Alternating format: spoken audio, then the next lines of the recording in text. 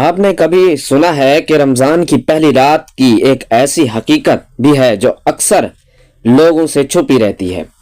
ایک ایسا راز بھی ہے جسے جان کر آپ حیرت میں ڈوب جاؤ گے، اور شاید آپ کو یقین نہیں آئے گا کہ اتنی بڑی بات آپ سے اب تک پوشیدہ تھی۔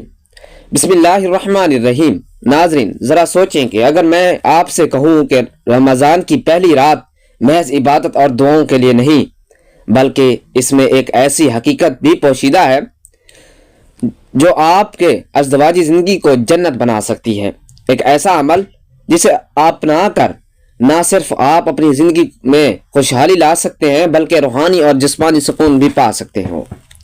لیکن یہ راز ہر کسی کو نہیں بتایا جاتا، کیونکہ اسے جان کر کئی لوگ کی سوچ بدل سکتی ہے۔ تو کیا آپ تیار ہیں یہ جاننے کے لیے کہ رمضان کی پہلی رات میں ایسا کیا خاص ہے جو ہر شادی شدہ جوڑے کے لیے ضروری بنا دیا گیا ہے؟ آخر رمضان کی پہلی رات ہم بستری کرنا کیوں ضروری ہے، اور اس دوران میں انہیں کیا کرنا چاہیے؟ مطلب تنہائی میں دو میاں بیوی کو کس انداز میں حقوق پورے کرنے چاہیے؟ اس کا جواب وہی لوگ جان پاتے ہیں جو حقیقت تک پہنچنے کا مسئلہ رکھتے ہیں۔ کیا رمضان کا مہینہ یہ وہ مقدس مہینہ ہے جس کا آغاز اسی دن ہو گیا تھا جب سے زمین و آسمان کی پیدائش ہوئی؟ سوچو، وہ لمحہ جب اللہ تعالیٰ نے کائنات کو پیدا کیا، ستارے بکھیرے، چاند اور سورج کو اپنی روشنی عطا کی، اور فرشتوں کو حکم دیا کہ میرے حکم کے بغیر کچھ نہ ہوگا، تبھی سے رمضان کا نور لکھ دیا گیا۔ حیرت کی بات یہ ہے کہ اس مہینے کی عظمت کا فیصلہ تب ہوا جب کوئی نبی پیدا نہیں ہوا تھا، جب انسان کا وجود بھی مکمل نہیں ہوا تھا۔ یہ وہ مہینہ ہے جسے زمین پر بھیجے جانے والی ہر امت پر فرض کیا گیا۔ یہ وہ مقدس وقت ہے جس میں انبیاء پر وحی اتری، آسمانی کتابیں نازل ہوئیں، اور اللہ تعالیٰ نے اپنی رحمت کے دروازے کھولنے کا وعدہ کیا۔ رمضان کا مہینہ حیرت انگیز واقعات کا گواہ رہا ہے۔ یہ کوئی عام مہینہ نہیں ہے بلکہ وقت ہے جب زمین و آسمان کی تقدیریں بدل گئیں، انبیاء علیہ السلام کی آزمائشیں ہوئیں، اور اللہ کی سب سے بڑی نشانی ظاہر ہوئی۔ حضرت آدم علیہ السلام کی توبہ رمضان میں قبول ہوئی، انہیں جنت سے زمین پر بھیجا گیا، اور اسی مہینے میں اللہ نے انہیں معافی عطا کی۔ حضرت نوح علیہ السلام کی قوم پر طوفان رمضان میں آیا، پانی نے پوری زمین کو اپنی لپیٹ میں لے لیا، مگر اللہ نے کشتی میں سوار مومنین کو بچا لیا۔ حضرت ابراہیم علیہ السلام پر رمضان میں وحی نازل ہوئی، اور اسی مہینے میں انہیں آگ میں ڈالا گیا، مگر اللہ نے آگ کو ٹھنڈا کر دیا۔ حضرت اسماعیل علیہ السلام کی قربانی کا خواب رمضان میں آیا، اور یہی مہینہ ان کے صبر کی آزمائش تھا۔ حضرت یوسف علیہ السلام کو رمضان میں قید سے رہائی ملی، وہ مصر کی بادشاہ بنے۔ حضرت موسیٰ علیہ السلام پر رمضان میں تورات نازل ہوئی، اور انہوں نے رمضان میں ہی سمندر کو چیر کر اپنی قوم کو فرعون کے ظلم سے بچایا۔ جبکہ فرعون اسی مہینے میں غرق ہوا، حضرت داؤد علیہ السلام کو رمضان میں بادشاہت ملی۔ حضرت سلیمان علیہ السلام کو رمضان میں جنات اور ہواؤں پر حکومت پہ اختیار دیا گیا۔ حضرت ایوب علیہ السلام کو رمضان میں بیماری سے شفا ملی۔ حضرت یونس علیہ السلام رمضان میں مچھلی کے پیٹ سے نجات پا کر دوبارہ زمین پر آئے۔ حضرت زکریا علیہ السلام کی دعا رمضان میں قبول ہوئی، اور انہیں بڑھاپے میں بیٹے حضرت یحییٰ علیہ السلام کی بشارت دی گئی۔ حضرت عیسیٰ علیہ السلام رمضان میں آسمان پر اٹھائے گئے، اور انہیں اللہ نے قیامت سے پہلے دوبارہ زمین پر بھیجنے کا وعدہ فرمایا۔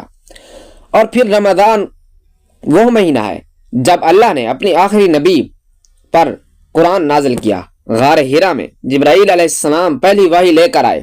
بدر کی جنگ رمضان میں ہوئی، جس میں 313 کمزور اور بے سر و سامان مسلمان نے ہزاروں کفار کو شکست دے کر ثابت کیا کہ اللہ کی مدد مومنوں کے ساتھ ہوتی ہے۔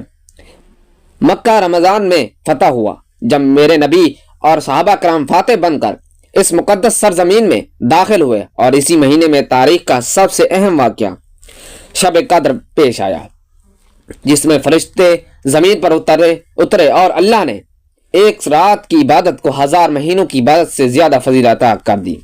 یہی رمضان ہے جس میں زمین کے فیصلے بدلے جاتے ہیں، قوموں کی تقدیریں بدلی جاتی ہیں اور اللہ اپنی رحمتوں کے دروازے کھول دیتا ہے۔ سوچو اگر یہ مہینہ انبیاء علیہ السلام کے لیے آزمائش، رحمت اور کامیابی کا ذریعہ تھا، اور کیسے صرف اسے کھانے پینے سے روکنے کی عبادت سمجھ سکتے ہیں، لیکن وہ وقت ہے جب آسمان پر فیصلے لکھے جا رہے ہوتے ہیں، جنت کے دروازے کھول دیے جاتے ہیں، جہنم کے دروازے بند کر دیے جاتے ہیں، اور فرشتے اللہ کے حکم پر زمین پر نازل ہو کر نیکیوں کو لکھ رہے ہوتے ہیں۔ اب یہاں یہ سوال پیدا ہوتا ہے کہ آخر یہ رمضان کب سے لاگو ہوا؟ رمضان کے روزے کب فرض ہوئے؟ ایک روایت میں آتا ہے کہ ایک ملک میں سخت قحط پڑ گیا تھا، زمین بنجر ہو گئی، لوگ نوالے کے لیے ترس رہے تھے۔ بچوں کی معصوم چیخیں سن کر دل دہل جاتا تھا، لیکن مدد کی کوئی صورت نظر نہیں آ رہی تھی۔ مگر حیرت کی بات یہ تھی کہ اس ملک کے ساتھ والے ملک میں بھی غربت تھی، مگر وہاں کا بادشاہ انتہائی نیک دل، رحم دل اور انصاف پسند تھا۔ اس نے جب اپنے پڑوسی ملک کی یہ حالت دیکھی تو تڑپ اٹھا۔ رات بھر نیند نہ آئی، دل میں ایک ہی سوال گردش کر رہا تھا کہ میں اپنے ملک کے لوگوں کو پیٹ بھر کر کھانا کھاتے کیسے دیکھ سکتا ہوں، جبکہ میرے پڑوسی ملک کے لوگ بھوک سے مر رہے ہیں۔ پھر ایک صبح اس بادشاہ نے اپنی پوری قوم کو جمع کیا اور ایک ایسا حکم جاری کیا جس نے انسانی تاریخ میں مثال کم کر دی۔ اس نے کہا، اے میری قوم، اگر آج ہم اپنے پڑوسیوں کی بھوک کا احساس نہیں کریں گے تو کل اللہ ہمیں بھی آزمائش میں ڈال سکتا ہے۔ ہر انسان 2 وقت کی روٹی کی بجائے سے صرف 1 وقت کی روٹی کھائے، اور دوسری روٹی ان کو دے گا جو بھوک سے مر رہے ہیں، تاکہ وہ بھی کچھ کھا کر جی سکیں جو بھوک سے مر رہے ہیں۔ یہ سن کر پوری قوم خاموش ہو گئی، مگر بادشاہ کی بات دل پر لگ چکی تھی۔ پھر کیا تھا؟ لوگوں نے اپنی 2 وقت کی روٹی میں سے 1 روٹی اپنے پڑوسی ملک کے بھوکوں کے لیے قربان کر دی۔ وہ پورا دن بھوکے رہتے، شام کو 1 روٹی کھاتے اور دن کی روٹی اپنے پڑوسی ملک کو بیچ دیتے۔ اس ساری قربانی اور ہمدردی کو دیکھ کر اللہ تعالیٰ کو ان کا یہ عمل اتنا پسند آیا کہ اس نے اس جذبے کو ہمیشہ کے لیے روزے کی عبادت میں شامل کر دیا، تاکہ قیامت تک آنے والے لوگ بھوک برداشت کرنے کا سلیقہ سیکھیں، دوسروں کے دکھ درد کو محسوس کریں اور اللہ کی نعمتوں کا شکر ادا کریں۔ اللہ کا فرمان ہے کہ رمضان وہ مہینہ ہے جس میں ہدایت اتاری گئی ہے، جس میں برکت رکھی گئی ہے اور جس میں ایسا نور رکھا گیا جو دلوں کو پاک کر دیتا ہے۔ یہ وہ مقدس مہینہ ہے جس میں اللہ تعالیٰ اپنے بندوں پر بے شمار رحمتیں کرتا ہے، گناہوں کو معاف کرتا ہے اور دعاؤں کو قبولیت بخشتا ہے۔ میرے نبی نے فرمایا کہ روزہ صرف بھوک اور پیاس کا نام نہیں، بلکہ یہ اللہ کی رضا کے لیے اپنی خواہش کو قربان کرنا کا ایک عظیم ذریعہ بھی ہے۔ روزہ وہ ڈھال ہے جو انسان کو برائیوں سے بچاتا ہے، روزہ وہ روشنی ہے جو دل کو نرم کر دیتی ہے، روزہ وہ دروازہ ہے جو جنت کی طرف کھلتا ہے، روزہ وہ ذریعہ ہے جس سے اللہ بندے کے بالکل قریب ہو جاتا ہے۔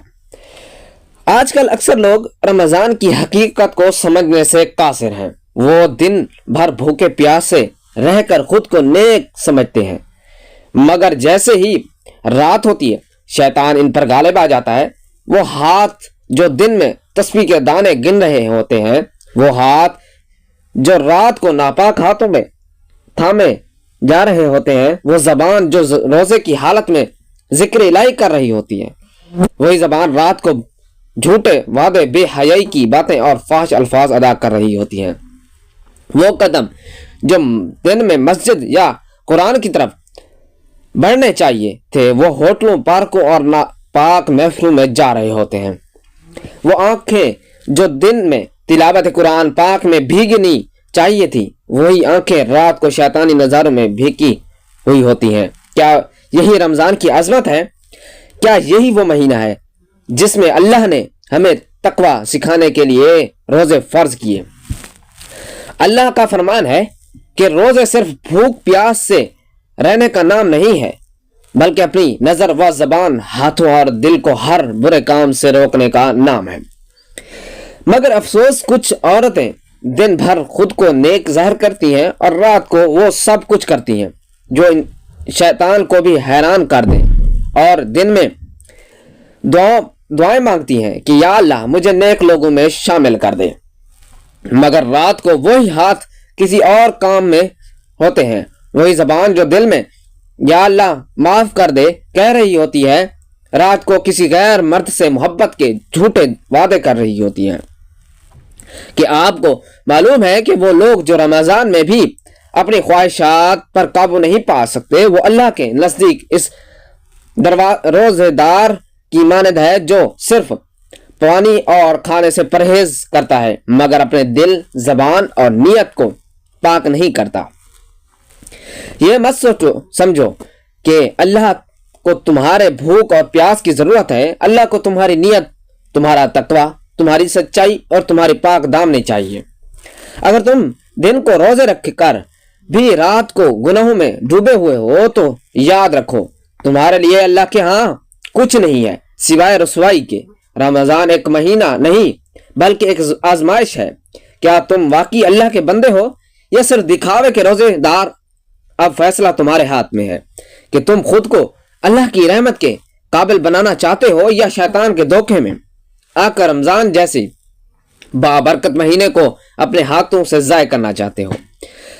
رمضان کا مہینہ تمام انبیاء علیہ السلام کے لیے خاص تھا۔ یہی وہ وقت تھا جب اللہ کی رحمتیں نازل ہوئیں اور انبیاء علیہ السلام نے اپنی امتوں کو صبر، عبادت اور اللہ کی اطاعت کا سبق دیا۔ حضرت آدم علیہ السلام نے زمین پر اترنے کے بعد اللہ سے معافی کے لیے رمضان میں روزے رکھے۔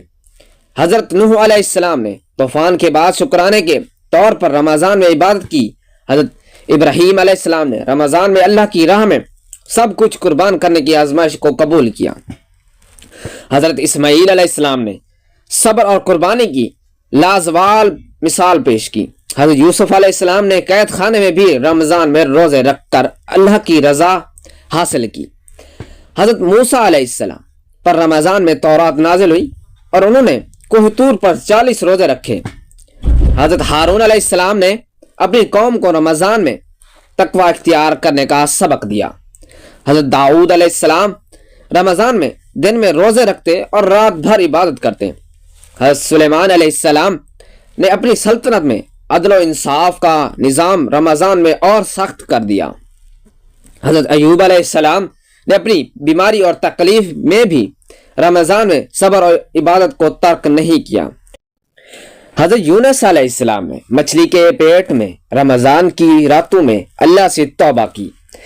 حضرت زکریا علیہ السلام نے رمضان میں چھپ کر روزے رکھ کر اللہ کے حکم پر عمل کیا۔ حضرت یحییٰ علیہ السلام رمضان میں ہر وقت اللہ کے ذکر میں مشغول رہے۔ حضرت عیسیٰ علیہ السلام نے رمضان میں اپنے حواریوں کو عبادت کی تلقین کی اور ہمارے نبی پر رمضان میں ہی قرآن پاک نازل ہوا اور انہوں نے اس مہینے میں عبادت، صدقہ اور اللہ کی رضا حاصل کی کرنے میں سب سے زیادہ کوشش کی۔ تو آئے ناظرین، اب بات کرتے ہیں کہ رمضان کی پہلی رات میاں بیوی کا ایک ہم بستری کرنا کیوں ضروری ہے۔ کہ آج جانتے ہیں کہ یہ رات میاں بیوی کے لیے صرف جسمانی قربت کا موقع نہیں بلکہ ایک روحانی تعلق کا ذریعہ بھی ہے۔ شریعت میں میاں بیوی کے تعلق کو صرف جنسی خواہش پوری کرنے کا ذریعہ نہیں بلکہ محبت، سکون اور برکت کا ذریعہ قرار دیا گیا ہے۔ اور رمضان کے آغاز میں تعلق اور زیادہ پاکیزہ ہو جاتا ہے۔ اس رات میں میاں بیوی کا ایک دوسرے کے قریب آنا محبت اور رحمت کے دروازے کھول دیتا ہے۔ یہ تعلق اللہ کی رضا کے لیے اختیار کیا جائے تو یہ عبادت بن جاتا ہے، کیونکہ ایک دوسرے کا کردار ادا کرنے بھی دین کا حصہ ہے۔ رمضان کی ابتدا شیطان کی قید سے ہوتی ہے اور اگر میاں بیوی اس ارادے میں ایک دوسرے کو حلال طریقے سے اپنائیں تو نہ صرف ان کے درمیان محبت بڑھتی ہے बल्कि वो नफ्स के बहकावे से भी महफूज रहते हैं। कि आपने कभी सोचा है कि मियाँ बीवी के रिश्ते में बरकत और मोहब्बत का सबसे बेहतरीन मौका रमज़ान की वो पहली रात भी हो सकती है, जब दिल पाकीज़ा होने के साथ साथ एक दूसरे के करीब आते हैं। कुछ उलमा कराम फरमाते हैं कि अगर ये ताल्लुक मोहब्बत और नीयत की पाकीज़गी के साथ हो तो इसके असरात पूरे रमज़ान के महीने में पड़ते हैं और एक अच्छे आगाज से इबादत में यकसोई और रूहानी सुकून भी हासिल होता है। अक्सर लोग कहते हैं कि रमज़ान में हम बिस्ती करना जायज़ नहीं, मियाँ बीवी का अच्छा एक दूसरे के साथ उठना बैठना सोना जागना अच्छा नहीं, लेकिन ये बिल्कुल गलत है। हकीकत ये है कि इस्लाम ने मियाँ बीवी के दरमियान मोहब्बत कुर्बत और एक दूसरे के हकूक़ को हमेशा अहमियत दी है और रमज़ान में भी ये रिश्ता जायज़ और हलाल है। बस हदूद का ख्याल रखना ज़रूरी है। दिन के वक्त रोज़े की हालत में मियाँ बीवी का मुबाशरत से बचना फ़र्ज है, लेकिन सूरज ग़ुरूब होने के बाद अफ्तार के बाद से लेकर सहरी तक इनके लिए ये अमल मुकम्मल तौर पर जायज़ और हलाल है। कुरान पाक में अल्लाह ने वाज़ेह तौर पर फरमाया है कि रमज़ान की रातों में अपनी बीवियों के पास जाना तुम्हारे लिए हलाल कर दिया गया है, क्योंकि वो तुम्हारे लिए लिबास है और तुम इनके लिए लिबास हो। लेकिन कुछ लोग कम इल्मी की वजह से ये समझते हैं कि रमज़ान में ये सब नाजायज़ है हो जाता है, हालांकि ये गलत तस्वुर है। इस्लाम ने हमेशा तवाज़ुन और अतदाल का सबक दिया है और अगर अल्लाह ताला ने खुद इस ताल्लुक़ को हलाल करार दिया है तो फिर किसी इंसान को ये हक नहीं पहुंचता कि वो अपनी तरफ से इसे ममनू करार दे। असल बात यह है कि रमज़ान में हर अमल नेक नियत के मुताबिक होता है। अगर मियाँ बीवी का ताल्लुक़ हदूद में रहकर पाकीज़ा नियत के साथ एक दूसरे के हकूक़ को अदा करने के लिए हो तो ये बायस रहमत और मोहब्बत का ज़रिया बनेगा। और यह खूबसूरती है जो इस्लाम ने अज़दवाजी ज़िंदगी में रखी है। अल्लाह ताला ने 3 तरह के मखलूक पैदा फरमाई। नंबर 1 फरिश्ते, नंबर 2 इंसान और नंबर 3 जानवर। फरिश्तों में अल्लाह ने अक्ल रखी मगर शहवत नहीं रखी। वो हर लम्हे अल्लाह की इबादत में मशगूल रहते हैं। इनमें कोई नफसानी ख्वाहिश नहीं है। गुनाह करने का इख्तियार ही दूसरी तरह जानवरों में शहवत रखी गई है मगर अकल नहीं रखी। वह सिर्फ अपनी ज़रूरियात पूरी करने के लिए जीते हैं। इन्हें कोई एहसास नहीं कि क्या जायज़ है कि और क्या नाजायज़ है, और ना अपने आमाल का हिसाब देंगे और ना इन पर कोई अजाब होगा। और फिर आता है इंसान, जिसमें फरिश्तों वाली भी चीज़ है मौजूद है, जानवर वाली भी। इंसान को अल्लाह ने अकल दी और साथ शहवत भी दी ताकि वो आजमाया जा सके, ताकि देखा जा सके कि वो किस रास्ते का इंतखाब करता है। गौर करो, अगर तुम्हें अकल दी गई मगर फिर भी तुमने गुनाह किए, तुमने बदकारी की या हराम का इर्तिकाब किया, तो फिर तुम में और जानवर में क्या फ़र्क रह गया?